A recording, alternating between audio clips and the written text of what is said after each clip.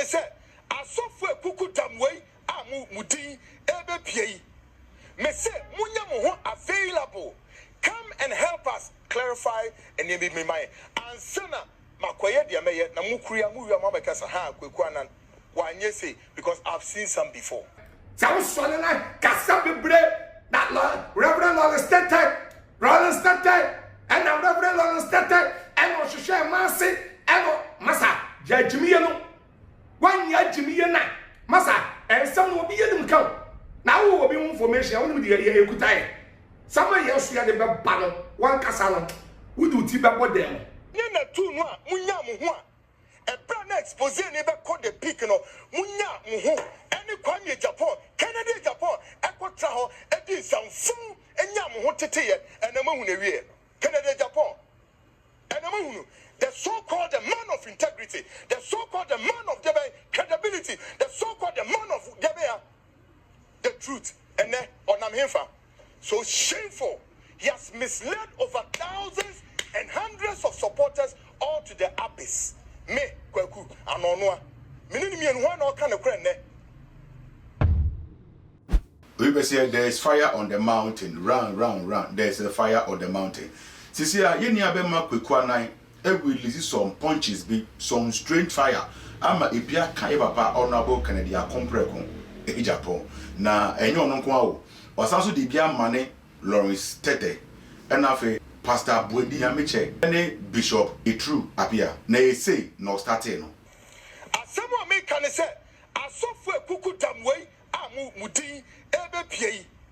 Me say munya mo ho available. Come and help us clarify and be me my ansana makoye dia meye na mukria mu wi amabeka sa ha kweku anan wanye say because I've seen some before. Now or starting the say na yenim say asana de eye ne kan na or kan ba afi de or the honorable kan Japan de be wu mu no na say no ba bi edru de eye agin sem nye na tu no a munya mo ho a ebra na expose ni be call the peak no munya mo ho eni kwanye Japan Canada Japan ekotra ho edi samfun enya mo ho teteye enama hu na wie Canada Japan enama hu the so-called the man of integrity, the so-called the man of credibility, the so-called the man of the truth and then on him. So shameful. He has misled over thousands and hundreds of supporters all to the abyss. Me kweku anonwa minini mi enwa na oka ne kren ne. Na sisia Prophet Kum Chacha ahwehwe ni so rough the way a January fa kono menim se party beba na patrin so aba we de me ko bia yo me pede mu na munya kwanye tie and then na etra ni social media na so eye yanua aye friend kwaku anan a enkan na oye adwuma e won na titu e na etra ni say video no na video no ene ne kasa wo de amen kasa ne kasa a wo kan nyina wo ka fa ye papa Lawrence Tete na asema wo kan say ya papa Lawrence Tete ene wo ba bi akodi nkomo ana oba no waka kire oba na se won video na se emma no ene oba na video na se dia ma Lawrence Tete Reverend Lawrence Tete ana ya papa Lawrence Tete asha oba na se na wo chese kwa ni ya big disgrace ya papa Lawrence Tete that the big kind on kwa na me ba se be ka to se wo jimi unnim nyansa ya ka wo bi a wo jimi wo kuro we mu a wonnim nyansa eye kwagu anan sabe asama wo kafa ya papa Lawrence Tete wono enya no kure baako but won se jimiye na ya na mudi ye adwuma no sabe sa wo se wo court sesi aka to se fa evidence bra obi be gina ho ene onyame nipa ene wa yesofo ene wa me ya chi obi but wo de emre santenten aya papa Lawrence Tete di adwuma now the just 1 minute now they have TV no so now the disgrace no now what damage no there be as Proverbs 22:1 say good name is better than riches that they are saying the pa kwa say wo tricks we say no wo ye 192 na nya no wo ya ni wo bosofo obidin that sofo na say that why you say that is the sofo na be hu now why you wo fukutu ti sapo that is the soft one the invra kwa bro one dream ye juma wonnim nyansa baako na wo keke ya wo wie ya na asa beka se sofo bi a ye frɛ no Ituro Apia Bishop Ituro Apia wanu su girl bi de na sama ba se ene wo de ne ka $8,000 that one man 24 hours say sofo Ituro Apia emra na wo me report ne ho e wo CTV that kwakwa na mama mi sa akose he sofo kum chacha mama mi so asem pato say TV na wo te so no e wo ye court pato e wo ye court adena ya mo jimisa ye wo kuno mu wa ye wa ye papa no munyamfo na na do dan ko akufu ado no munyamfo aga na kura ye ne de aga na kuta no sabe obi de ne yele ka na wo bi de ne baka na do kuda ntumi ntina jubiri house on kaso amini pani 24 hours na do ba ma ne yele na ne ba no a wo bi de ne ka no de na famra kwan so e de na kokot pato kwa ku anan mi bisawo pato wo no eye court won se jimiye ani sika pani sika ni bre that the bia expose na wo ya me yo expose that the bia ya me ka so kum chacha me wo no se kwasi asem se ebi ma me so da na wo betre on kwasi TV ne so na betre so ka se so kum chacha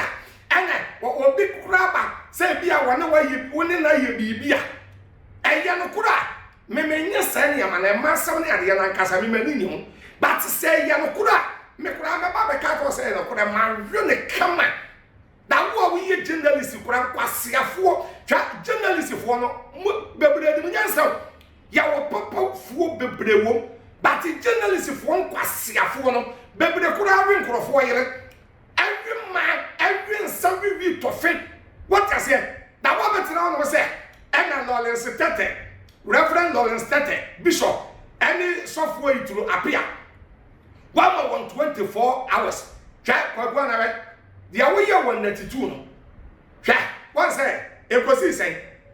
and some abeka 192 no na ye 100 dia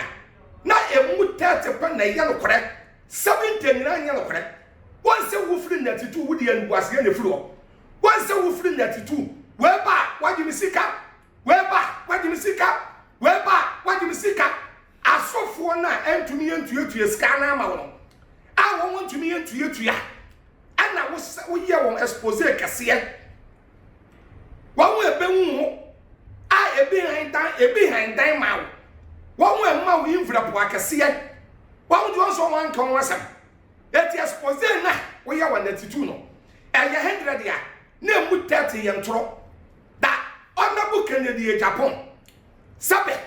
na niamba bi wo no ma wo no na wo nim se kwagu anansa na wo te efise ade ba ko ya na bi kura di bremu mo na bu Kennedy Japan no ani say honorable Kennedy Japan oba no obeka we ma me chi secret na ewo secret ewo mo ani won say edu ba bi honorable Kennedy Japan be kan ye papa chance agena sale ho asam say what say na enye won abu problem na enye the fault too much na enye the fault me kasa the fault say won wenye media man and when you journalist obeba ne kwaku na ye fudu odo a that why listen ne buo that what the ama onabo so woni time a wo be ye investigation ni akwachira na obeye that what you kwaku na ye di that what be kan ye papa chasa agena sale asem na ade ya me den say last year honorable Kennedy Japan koye papa chasa na agena sale asole and the reverend wo usu ansa a wo UK akọ na sole wo Ghana ha ama wona ye papa chasa na agena sale de wo to ko bodo if you say no wonim se kwaku anan wo ye nipa boni ni sa what I say am do baby kura lighthouse sofo dark kwaku na bekense bebre enu se na wona bunim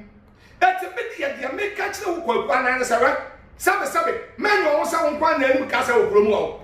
sa wo dim dede ni mutiatie ma wo bi ni ye chen twa won se wo wie wo ka sa ni nyina wo wie no dia wo di be chat wo na se honorable Kennedy Japan na wie ye nye fe na wie ye enye fe tiewe me so fukum chacha me wo no sabe me so wo ye me ma me bakora na ye boni ameka e na ye papa ameka bu Kennedy Japan ona ye papa ba wumi akọ kuma se koso ne nsa sabe me be ye hu video aka say ankoyie etu obi ye bibia eya aka enya na waka ati kwaku na ka wo ba kira wadwe afa wana bu Kennedy Japan ho a ensese ka wo ba kase ana wana bu Kennedy Japan na wie ye nyefe na wie ye ba ya basa kwaku na mesi wojimi unnim nyansa ya wi ase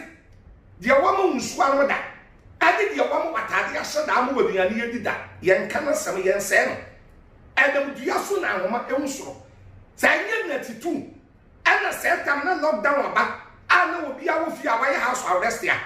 ana wo na titu a na ka wo obi ni mo eti sa ucha wo ho be kase ana bu Kennedy Japan wa wi ye nyefa minim sabe wo betunya abakira wadwen awo ni bibi ho enu de e freedom of speech but obi awie ye woni mu kwakwa na wawie ye but ukura wawie ye ma ye kora ahwe de wode na mu na wawie ye bese aba kwakwa na wawie ye ma ye kora ahwe de wode na mu na wawie ye bese aba enti me de ye osof kum chacha de me kanzare sa wo so na kasa bebre that Reverend Lawrence Tete and Reverend Lawrence Tete and o hwehwe manse and masa jajimiye no wan ya jimiye na masa ensam no obi yedim kan na wo obi information wonu de ye ekutai sama ye so ya de be ba no wan kasa no wudu ti be bodem so we kum chacha e de ninchire mu aba na hu se papa ibu efu but senate bia na de waka nyina ye ono no opinion how o si fa hu de ekwekwa nan eye no ne ntiase se ne si Fatima no eno no meso so so de wadwen kire beto abonti ne hu ha wo so si fa edisa asemi we ye old beef